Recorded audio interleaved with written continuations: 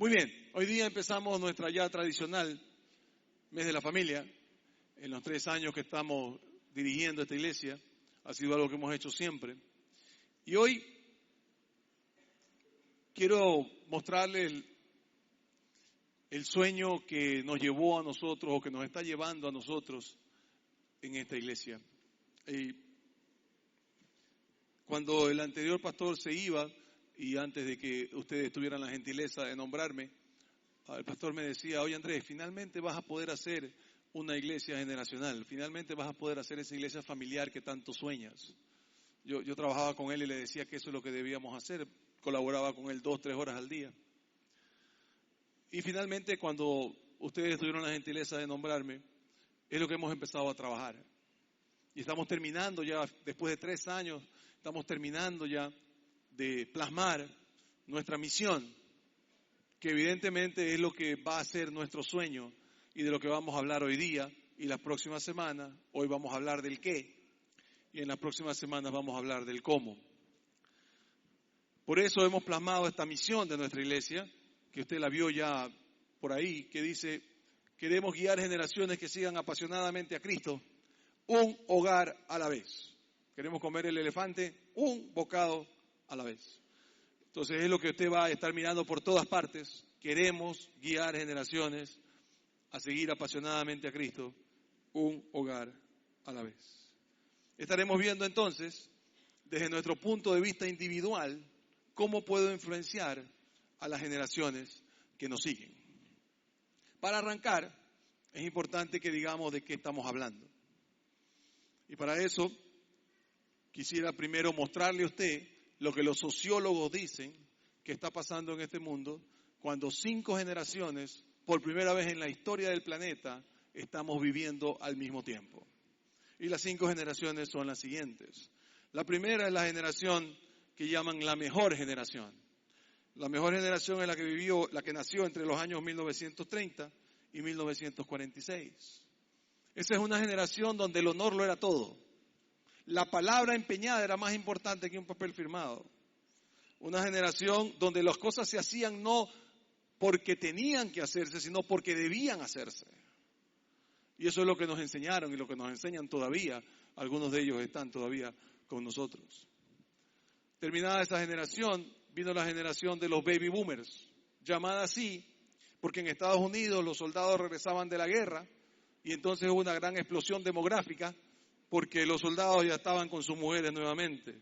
Y esa es la generación de los que nacimos entre 1946 y 1964. Fue la primera generación que vio televisión. Programas como Marcado, Jesse James, Tres Patines. Cada vez se ríen menos porque no quieren aceptar que son de esa generación. Muchacha italiana viene a casarse. ¿Verdad? Bonanza. Wow, ¿verdad? Esa generación empezó a ver películas, cosas en blanco y negro, televisión en blanco y negro. Por primera vez teníamos algo de comunicación en nuestra casa. Pasado esa vino lo que ya se llama la generación X, de 1965, al 1980. Que es una generación que empieza a trabajar en el individualismo, a pensar que cada uno debe ser un ser único, que no tenemos por qué parecernos. Y el individualismo marca sus vidas. Y creen ellos que definitivamente es la mejor generación, ¿no? La generación de Nirvana, ¿no? Por ejemplo, cuando ustedes vieron que la primera generación es de los Panchos, ¿no? Ya se dieron cuenta de eso. Después de ello viene la generación Y o generación de los millennials, que nacieron entre los años 81 y 2000. Y usted probablemente se acuerda, ¿no?, de lo que nos iba a pasar el año 2000. ¿Se acuerda? El año 2000 se acababa el mundo. Las computadoras no iban a poder vivir porque ¿cómo iban a poner el 2 primero cuando siempre decía 1 primero? Los aviones que estuvieran en el cielo mientras cambiábamos de fecha del 99 al 2000 caerían y el apocalipsis vino porque cambiábamos de milenio. Y nada pasó. ¿Cómo comemos cuento? Esa generación es la primera generación que ve la computación. espera grandes aspiraciones académicas y tiene un mundo globalizado por primera vez. Y finalmente viene lo que llamamos ahora la generación Z, que son los que han nacido del 2001 en adelante. Estos nacieron con una pantalla adelante, ¿no? No hay fronteras ni brechas culturales y todo es digital. No hay nada que no sea digital. Para ellos, su vida es, como vimos muy bien retratado en el teatro, lo digital y lo computacional. Ahora, si esa es una verdad, y esta serie se llama Ayudando a la nueva generación a ganar, tenemos que tomar definiciones para que sepamos de qué estamos hablando estas 4 semanas que vienen, esta y 3 más. Así que definamos primero qué es la nueva generación, qué es la próxima generación. Y para efectos de esta plática, y para efectos de lo que vamos a ver, y para efectos de nuestra iglesia, la próxima generación es cualquiera que viene detrás mío. No es solamente la siguiente, es cualquiera. Yo puedo ayudar y debo influir en la vida de todas las generaciones que vienen detrás mío. Entonces, si yo soy un boomer, tendré que influenciar en X, millennials y generación X, si es que puedo. Ahora, definamos qué es ganar. ¿Qué es ganar? Y para efectos de estas pláticas, vamos a tener claro que ganar para nosotros no debe ser el mejorar mi estándar de vida. Y déjenme explicarle. Cuando nosotros fuimos creciendo y aún hoy, nosotros pensamos que lo que tengo que hacer es que tiene que llegar el momento de que yo me pueda comprar un carro, después 2, voy mejorando mi estándar de vida y entonces me puedo comprar una casa, después tal vez otra, me caso una vez, probablemente después me caso otra vez, ¿no? Y pareciera que a lo que estamos jugando es que el que muere con los mayores juguetes gana. Quien acumula la mayor cantidad de juguetes gana. Y eso no es definitivamente lo que estamos hablando. Si bien estamos de acuerdo completamente con el hecho de que uno mejore su estándar de vida y que, por ejemplo, si yo cuando era niño no tenía agua potable, que mis hijos tengan, o si yo tenía que andar en colectivo, que mis hijos anden en carro, o que yo pueda comprarme un carro que no tenía mi padre. Eso está perfecto y está excelente. Pero eso no es lo que estamos hablando. No estamos hablando de mejorar tu estándar de vida, sino estamos hablando de que ganar es proveer un estándar de vida, un estándar para vivir. No es un estándar de vida, es lo que yo debo hacer para vivir mejor. Y para dejarlo claro, déjeme traerle para una porción de la Escritura donde está resumido lo que estamos intentando en estas 4 semanas. En la época del rey David, que es el que escribió los Salmos, una persona que trabajaba con él y estaba en la corte de él llamado Asaf, escribió en lo que nosotros llamamos hoy el Salmo 78, las siguientes palabras que quiero analizar con usted. Pueblo mío, atiende a mi enseñanza. Presta oído a las palabras de mi boca. Mis labios pronunciarán palabras y evocarán misterios de antaño. Lo primero que dice Asaf es, ¿sabes qué? Vamos a hablar de cosas del pasado, porque el pasado es importante. El pasado es algo que nos enseña. Como decía en el primer culto, Google te puede informar, pero solo la sabiduría te puede decir cómo manejar esa información. Y la sabiduría no está necesariamente ahí. Verso 3, cosas que hemos oído y conocido y que nuestros padres nos han contado. Grave problema que tenemos ahora. Mitad de nuestros hogares están sin un padre. Y de la mitad que está con un padre, un gran porcentaje tiene padres ausentes. Entonces, poco a poco nosotros ya no tenemos qué decirle o quién le diga a la nueva generación qué es un estándar para vivir. Asaf continúa y dice en el verso 4, no los esconderemos de sus descendientes, hablaremos a la generación venidera del poder del Señor, de sus proezas y de las maravillas que ha realizado. Y dice entonces, sal y dile, y yo te tengo que preguntar, ¿qué le decimos nosotros a la generación que viene detrás de la nuestra? Lávate los dientes, no te olvides de orar. Esa no es la conversación que estamos hablando. O Nosotros necesitamos poder pasar a las nuevas generaciones parte de nuestro corazón, parte de la transparencia que tenemos que inaugurarla algún día. Y claro, yo no le voy a decir jamás, cuente todo lo que usted hizo para que sus hijos sepan. No, eso sería no tener una paternidad responsable. Pero sí tienen que saber cómo ser mejores en vida. Y a veces lo que yo he aprendido es muy importante y lo puedo pasar a ellos. Hablemos con ellos de cosas almáticas, hablemos con ellos de las cosas que tenemos dentro de nuestro corazón. Verso 5 dice, Él promulgó un decreto para Jacob, dictó una ley para Israel, ordenó a nuestros antepasados enseñarlos a sus descendientes. Está hablando de lo que Dios quiere decirle a su gente, de lo que Dios quiere decirle a su pueblo. Y claro, si usted viene por primera vez, bienvenido, nos encanta que esté aquí. Y si usted no cree todavía que lo de Dios es importante, no se preocupe. Todos estamos en viaje. Tal vez nosotros estamos un poquito más adelantaditos que usted, eso es todo. Así que tranquilo, cuando usted llegue y lo comprenda, estaremos gustosos de poder conversar con usted al respecto. Verso 6. Para que conocieran las generaciones venideras y los hijos que habrían de nacer, que a su vez les enseñarían a sus hijos. 4 generaciones que deben ser impactadas por lo que Dios nos dice. Generaciones que van comentando de generación en generación las maravillas de Dios. Lo que Dios ha hecho con nosotros, lo que Dios puede hacer por nosotros. Y finalmente el verso 7 dice, allí ellos pondrían su confianza en Dios y no se olvidarían de sus proezas, sino que cumplirían sus mandamientos. El resultado entonces es dejarle un estándar para vivir, no un estándar de vida. Confía en Dios y cumple sus mandamientos, que son para tu bien y que nosotros entendemos que lo reducimos en 2. Y para que los nuevos sepan que usted siempre es parabola cuando yo hablo, vamos a ver si podemos recordar los 2. El primero es el vertical que dice, amarás a Dios con toda tu alma, con todo tu cuerpo y con toda tu mente. ¿Verdad? Ese es el vertical. No es amarás a Dios sobre todas, porque amar a Dios sobre todas las cosas es facilito. Es amar a Dios con toda tu alma, con todo tu cuerpo, con todo tu cuerpo, con todo tu corazón. ¿Ah? Eso, muy bien, gracias. Y después dijimos, también hay un amor horizontal, que es ¿cuál? Muy bien, amar a tu prójimo como a ti mismo. Entonces nosotros decimos, yo no miento porque la Biblia dice que no mienta.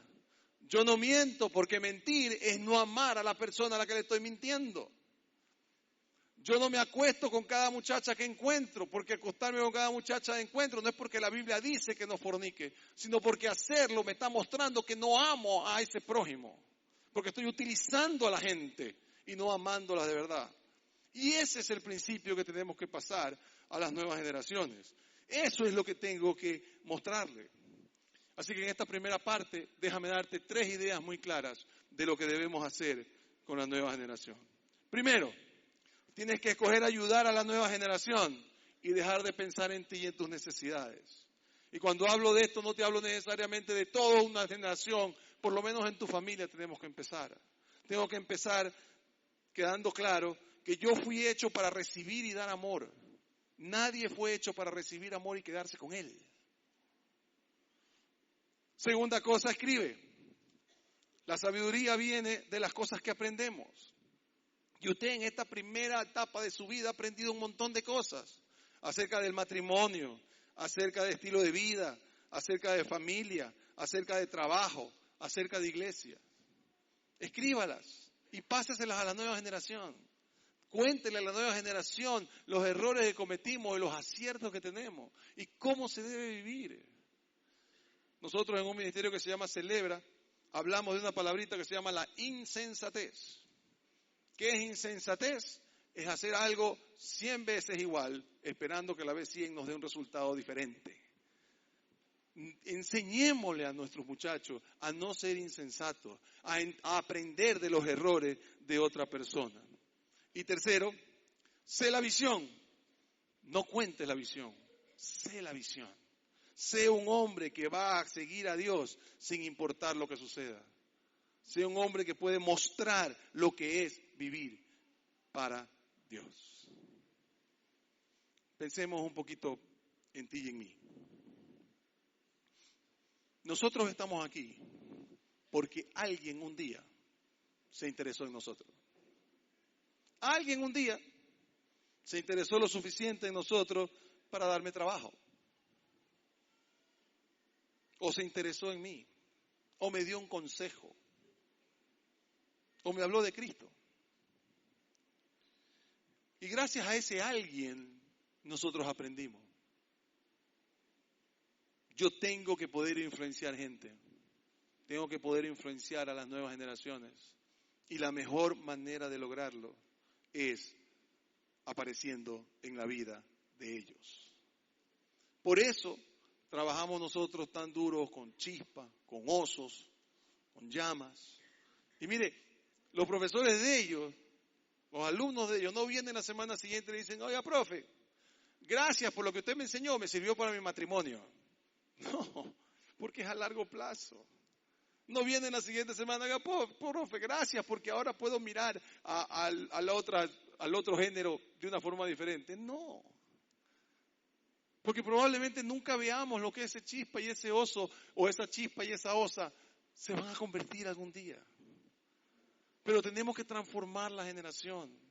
Tenemos que hacer algo, y eso es lo que nuestros profesores de esos sitios y de los otros, que ya no me acuerdo cómo se llaman.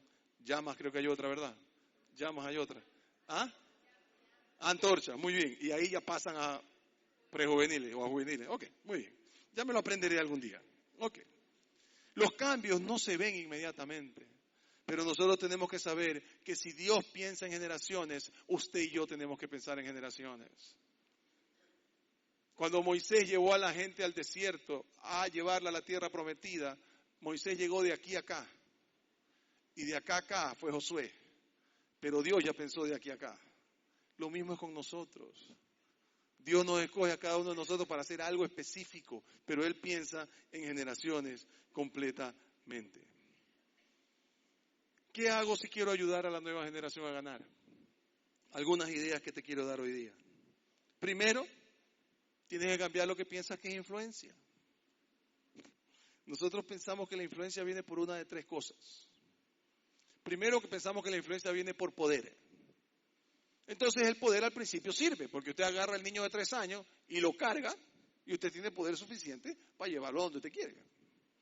Pero cuando el niño tiene 13, y probablemente más alto que usted, ya no hay cómo utilizar el poder. Tenemos que utilizar otra influencia. La otra es que usted cree que usted puede influenciar porque tiene autoridad. Y entonces viene la frase célebre, yo soy tú, o soy tú, y me tienes que hacer lo que yo digo. Y se acabó. Y eso no resulta, pero nos encanta repetirlo porque resultó con nosotros. De hecho, con los boomers, por ejemplo, con la generación mía, una mirada era no suficiente. Es decir, a nosotros nos miraban y se acabó el cuento. Ahora ni siquiera lo oyen. Así que vamos poniendo las cosas como son. Y la tercera cosa que yo pienso es que es por posición. Imagínese cómo se me reiría mi hijo si yo le digo, tú tienes que hacerme caso porque yo soy el pastor de la iglesia y 600 personas me vienen a escuchar cada semana. Se me acuesta a reír, pues. Y con todo derecho, pues. ¿Acaso qué es lo que yo hago, lo que determina que él me vaya a escuchar? No. Y el hecho que otras personas me escuchan, lo que deja ver que él me tiene que escuchar, por supuesto que no. El tipo de influencia que estamos buscando es un tipo de influencia que usted tiene que ganarse. La influencia que se gana. La influencia que no se impone por el poder, ni por la autoridad, ni por la posición, sino porque ellos saben que a ti te importan. Tenemos que inaugurar el pensamiento de que lo que hago lo hago porque me importas. Tenemos que empezar a mostrarle a las generaciones que vienen que nos importan, que son realmente valiosas y no simplemente casi que una molestia, casi que una cosa que tengo que usar, tengo que trabajar porque tengo que trabajar. Tienes que cambiar lo que piensas sobre la gente que es diferente a ti. No puedes tratar de mejorar las vidas de las personas a menos que tengas una habilidad supremamente importante que se llama empatía. Tú tienes que poder ponerte en los zapatos del otro. ¿Y sabes qué? Los adultos somos extraordinarios o queremos ponernos en los zapatos de otro de nuestra misma generación. Pero no queremos saber nada de ponernos en los zapatos de otros de las generaciones que vienen. De las generaciones que no entiendo y que tampoco me interesa entender. Porque ellos me deben respeto a mí y ellos me deben todo a mí. Y estamos perdiendo la conexión más importante. Empatía puede ser desarrollada. La empatía usted la puede aprender. La empatía es la habilidad de pausar tus pensamientos y tus sentimientos hasta que puedas explorar los sentimientos y los pensamientos de otro. ¿Te imaginas lo que sería? ¿Te imaginas lo increíble que sería? Yo no espero pasarte mis pensamientos y mis sentimientos hasta que no entiendo con claridad tus pensamientos y tus sentimientos. Pero nosotros hemos perdido la capacidad de escuchar. Hemos perdido las ganas. Así que déjame mostrarte cómo lo podemos hacer. ¿Cómo podemos tener empatía por nuevas generaciones? Número 1, tienes que hacer un alto para imaginarte. Y déjame darte un ejemplo que creo que es claro. En un tren iba un padre con 3 muchachos. Los muchachos eran de esos muchachos insoportables. Se trepaban en un asiento, se tiraban por el otro, se ponían por aquí, se saltaban por allá. Y el padre sentado impávido, como que no los veía. A los pocos minutos ya una señora harta fue donde el padre le dijo, Señor, como que se despertó el otro. ¿Qué le pasa? ¿No ve lo que sus hijos están haciendo? Le dice, no, discúlpeme, no me había dado cuenta. Es que los niños vienen de enterrar a su madre. Y a nosotros nunca nos preocupa enterarnos de la historia. Porque si ella hubiera sabido que venían de enterrar a su madre, no se hubiera disgustado por lo que estaban haciendo. Y eso es algo que nosotros hacemos siempre. Juzgamos a la gente sin saber la historia detrás de esa persona. ¿Qué pasaría si lo que estamos llegando a adultos mayores? Aprendemos a tener empatía por las nuevas generaciones. Sí, esas generaciones. Esas generaciones que pensaron que Luis Miguel había inventado los boleros. Esa generación que piensa que Elton John se hizo famoso porque hizo Lion King. Y lo piensan, y está bien. Y sí, están equivocados. Y cuando dicen cosas como esa me provoca decirle, pero si tú no sabes es nada. Y sí, probablemente no saben nada. Pero si en vez de eso usted se interesara en enseñarle, tal vez que la cosa cambiara. Usted tiene que tener empatía. Y la gente me dice, ¿cómo puedo tener empatía por niños? Hay que consultar a los expertos. Los expertos saben. Entonces, ¿cómo puedo tener empatía con un niño de 3 años? Mira, pues ni sé. Yo le cuento. Los niños de 3 años caminan 75 pasos más por minuto que un adulto promedio. De manera que cuando su hijo le dice, ¡upa! No es que es malcriado, está cansado.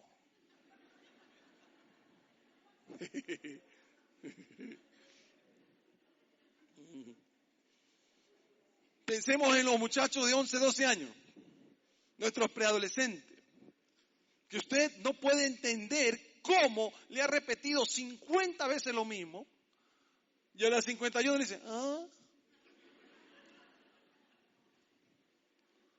Déjeme leerlo para no equivocarme. Los preadolescentes pierden 1/3 de su corteza cerebral. Después la recuperan. Esperemos. Pero pierden 1/3 de su corteza cerebral mientras van creciendo. Entonces, lo saben, pero no lo saben. Porque se puede haber ido en el tercio que se fue.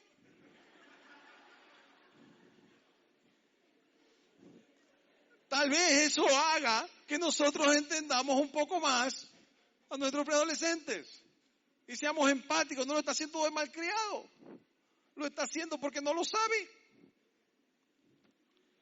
O pensemos en nuestros adolescentes. Y todos nosotros pensamos, yo sí me acuerdo cuando fui adolescente y no sé qué, y los panchos y no sé qué. No. Usted no sabe lo que es ser adolescente en esta época. Lo vamos a tratar en las próximas semanas con mi mujer, pero usted no sabe lo que es de repente ver una foto desnuda de una compañera. Pues.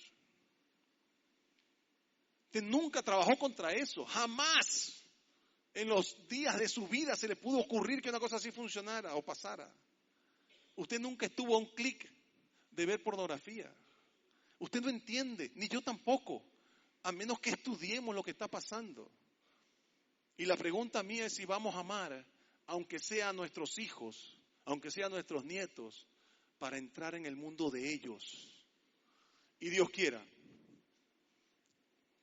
si podemos cumplir el sueño, tal vez como iglesia, ser una iglesia que piense en las nuevas generaciones. Una iglesia que entiende que ellos tienen valor, que Cristo los ama impresionantemente y que nosotros debemos amarlos igual. Tal vez, solo tal vez, si ellos supieran que nosotros les tenemos un amor casi que incomprensible, tal vez nos escucharan. Tal vez pensaran que tenemos algo para decirles. La segunda forma como tú puedes tener empatía es cuando haces un alto para interactuar. E interactuar no significa, si una persona está en un hueco, que yo desde aquí afuera le cuente cómo salir del hueco. Que es como tratamos a las nuevas generaciones. Tú estás allá, Gil del Perejil. Yo estoy acá, sabio. Yo te voy a decir cómo salir. No, yo tengo que bajar al hueco. Tengo que entender lo que es estar en el hueco. Si usted no lo entiende, ¿cómo lo va a hacer? Y déjeme decirle algo. Eso es lo que su maestro y el mío, y si usted no es cristiano, tranquilo, no tiene que hacerlo. Pero todos los cristianos, usted sí tiene que hacerlo. Porque el ejemplo nos lo dio Jesús, pues. Jesús no anduvo, yo estoy aquí arriba, tú allá abajo. Déjame decirte cómo subir. Filipenses lo dice con claridad. No hagan nada por egoísmo o vanidad. Más bien con humildad, consideren a los demás como superiores a ustedes mismos. Y eso incluye a la nueva generación. ¡Auch! Cada uno debe velar no solo por sus propios intereses, sino también por los intereses de los demás. Y ahí es cuando nos clava el clavo y dice lo siguiente. La actitud de ustedes debe ser como la de Cristo Jesús, quien siendo por naturaleza Dios, no consideró el ser igual a Dios como cosa que aferrarse. Por el contrario, se rebajó voluntariamente, tomando la naturaleza de siervo y haciéndose semejante a los seres humanos. Si Jesús estuviera aquí con nosotros, lo primero que nos diría es, oye, yo me bajé, bájate tú. Oye, yo amé a los niños, anda a amarlos. Oye, yo amé a los adolescentes y los sigo amando, anda a amarlos. Deja de andar pensando que solo tú tienes la razón y empieza a escuchar. Necesitan de tu sabiduría. Y el autor de Hebreos va más allá todavía. Porque no nos dice que Jesús solamente bajó. Nos dice que Jesús nos comprende. Y dice lo siguiente. Porque no tenemos un sumo sacerdote incapaz de compadecerse de nuestras debilidades, sino uno que ha sido tentado en todo de la misma manera que nosotros, aunque sin pecado. Así que, y esto es lo que yo quisiera que las nuevas generaciones hicieran, que se acerquen confiadamente al trono de la gracia para recibir misericordia y hallar la gracia que nos ayude en el momento que más lo necesitamos. ¿Qué pasará si la nueva generación supiera que cuando viene donde mí va a encontrar gracia? Y no es que les vamos a decir equivócate nomás, porque no es lo que Cristo le dice a usted. Pero Cristo le dice a usted, oye, yo te perdono. ven y caminemos juntos.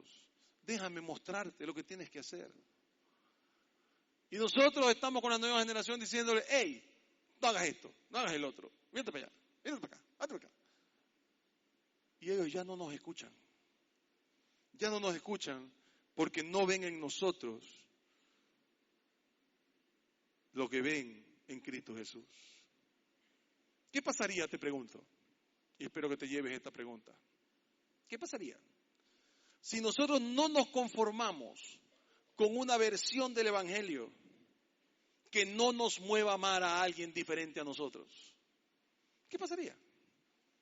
¿Qué pasaría si la versión del Evangelio que yo abrazo es aquella versión en donde amo a quien no es igual a mí?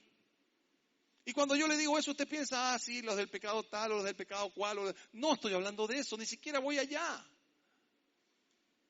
¿Qué pasaría si amamos a la nueva generación? ¿Qué pasaría si le decimos a cualquier generación que viene detrás mío, tú eres importante para Cristo, lo eres para mí? Yo tengo que lograr que la nueva generación me guste y compartir vida. Tengo que aprender a compartir vida con ellos. Tengo que saber que ellos me gustan.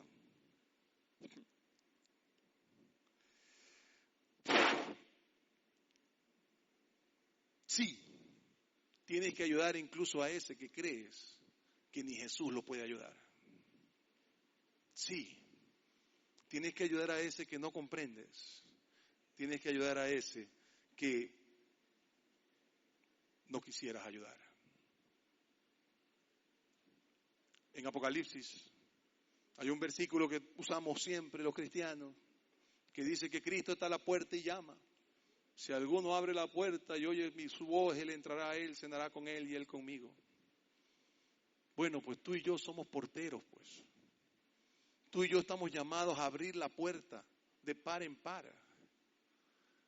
Y cuando yo abro la puerta de par en par, debo amar a quien Cristo ama. Y Cristo ama a personas que no son como yo. Tienes que involucrarte, hacer que suceda, aunque sea con los tuyos. Yo entiendo que hay mucha gente que dice, no puedo saber si es verdad o no, que Dios le habla. Donde Dios me hable a mí caigo muerto. Probablemente. Pero Dios conmigo es de los que me va enseñando las cosas progresivamente para que no me asuste. Y cuando yo no tenía todavía el privilegio de ser pastor de ustedes, siempre soñaba. Necesitamos una iglesia donde la gente que no le gusta la iglesia pueda ir. Necesitamos una iglesia que le diga a la gente bienvenido. Necesitamos una iglesia que le diga a la gente diferente, te estaba esperando y espero que vuelvas. Necesitamos una iglesia que piense en las generaciones que vienen, porque son nuestra única esperanza. Si el cristianismo ha de sobrevivir, son ellos los que van a tener que seguir la bandera que nosotros enarbolamos. Y ese era mi sueño y eso es lo que yo pensaba y lo que compartía. Y una iglesia familiar, una iglesia que tenga generaciones. Y el año pasado, este año en enero se casó mi primera hija. Y el año pasado, ya pensando en esto, ya caminando en esto, antes inclusive de irme, ya nos habíamos juntado con los Fazaña, habíamos empezado a trabajar nuevas generaciones y poco a poco se fue incorporando gente a nuestra familia, a mi mujer y a mí, pensando en esto de familias y generaciones. Y entonces ahí arrancamos, ¿no? Y usted puede ver cosas que nosotros hacemos, no sé si las vemos de una vez. Usted ve a nuestros adolescentes cuidar de nuestros niños. ¿Por qué? Porque les importan, pues. Usted ve a nuestros adolescentes felices cuidando de niños que no son sus hermanos. O usted ve a nuestros jóvenes cuidar de nuestros adolescentes. Usted ve a nuestros jóvenes venir y quedarse desde los niños hasta los adolescentes. Y venir porque les importa a la gente. Y ve a nuestros adultos hablarle a nuestros jóvenes. Porque queremos ser una iglesia generacional. Entonces, todo esto lo tenemos en la cabeza. Siempre que yo hablo, tengo que hablar en función de que mi mujer y yo somos los que estamos pensando en estas cosas siempre y hablando siempre de estas cosas. Y mi mamá decide llevar a mi hija Nicole a comprar un vestido, su vestido de novia. Y un hermano de ella nos ofrece recibirnos en su casa. Fuimos a la ciudad de Atlanta y decidimos ir a una iglesia donde a mí en particular el pastor me parece fantástico. Y el fin de semana que fuimos, el domingo que fuimos, no hablaba él. Pero la persona que empezó a hablar de cómo manejar generaciones. Y yo no lo podía creer. Un domingo en la vida y lo primero que escucho es todo lo que estamos pensando. Lo primero que escucho es otra iglesia que está diciendo tenemos que ayudar a la nueva generación a ganar. Y entonces entendí que teníamos que hacer algo como esto.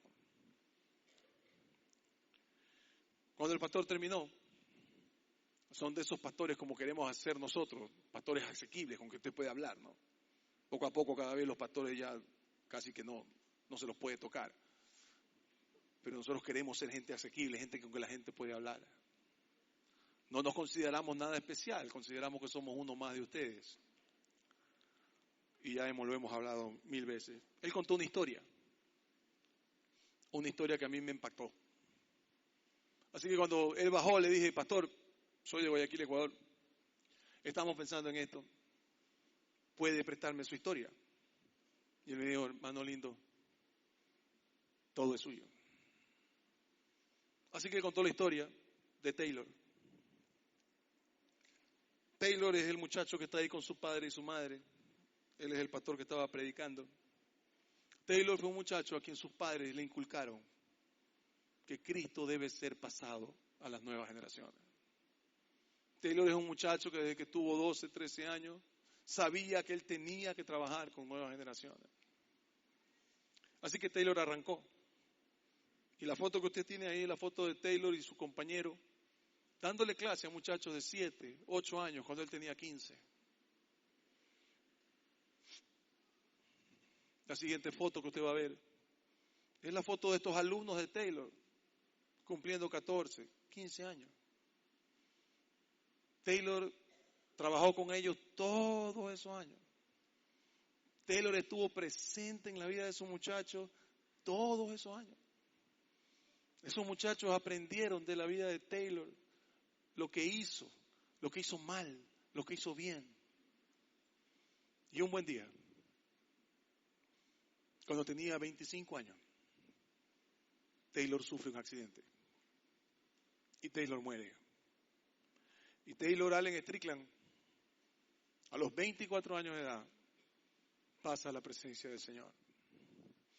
Y cuando uno ve una muerte de 24 años, lo primero que uno piensa es,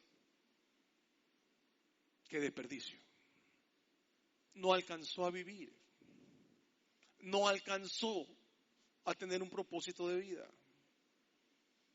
Nunca pudo ser quien Dios quiso que sea. Pero oh, sorpresa, las personas que fueron a hablar al entierro de Taylor fueron sus muchachos. Muchachos que ya para ese entonces tenían 17, 18 años. Y que habían sido afectados por la vida de Taylor. Personas a quien Taylor les dio su vida, parte de ella, porque él estaba convencido que hay que ayudar a la nueva generación a ganar. Estaba convencido que no hay otra forma de vivir la vida, a menos que usted la viva para entregársela a otras personas. Y mucho mejor si son de gente que viene detrás nuestro. Taylor impactó vidas con tan solo 24 años, que mucha gente no impactará nunca.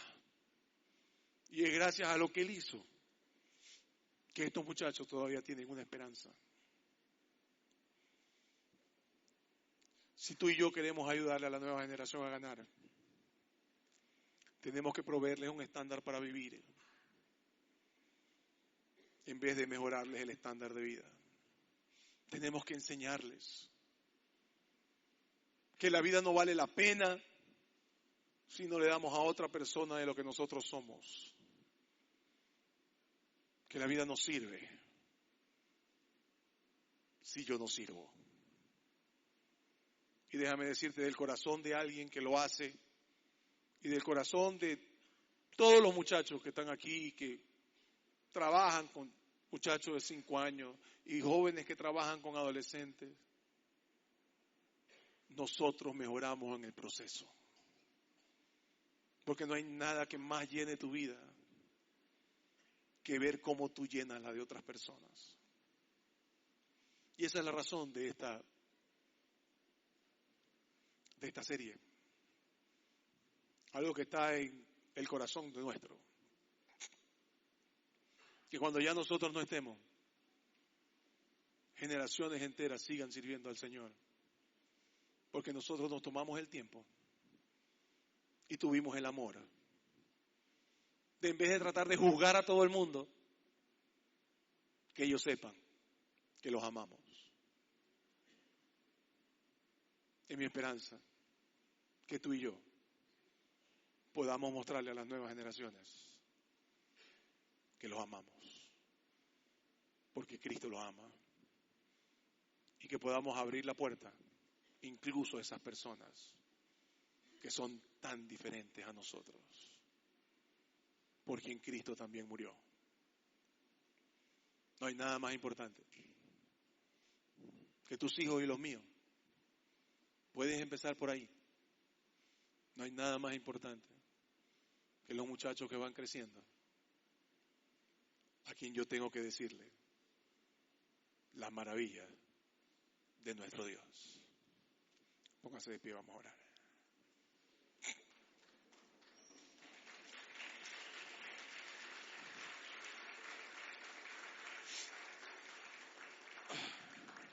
Siempre que va a aplaudir a alguien, piense que el que aplaudimos es a nuestro Señor Jesucristo. Padre, te damos gracias en esta mañana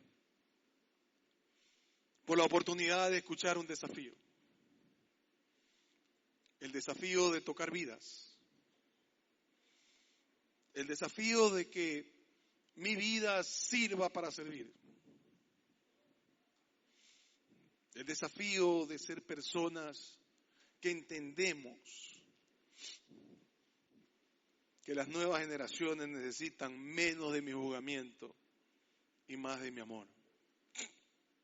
Que sí, lo entendemos, tenemos que ser personas que podemos dar un ejemplo y que podemos decir lo que se tiene que hacer y que podemos ser inclusive duros si es necesario. Pero que nunca, jamás se pierda la razón por la que hacemos las cosas. Que es porque tu amor se derrama en nuestros corazones. Que podamos ser muestras imperfectas de tu amor, Señor. Que podamos impactar a tanta y tanta gente que te necesita. Un hogar a la vez, de una persona a la vez. Que la gente sepa que lo único que queremos es mostrar ese amor impresionante que tú nos tienes. Enséñanos a cada generación a comprender a la otra. Enséñanos que nadie debe escapar de tu amor y que no hay nadie que no sea merecedor de tu gracia. Y permítenos ser portadores de esta tremenda noticia. Dios ama a las generaciones, incluso la tuya. Y que esa sea la forma como nos manejamos de ahora en adelante. En el nombre de Jesús. Amén. Muchas gracias. Que Dios me los bendiga. Nos vemos la próxima semana.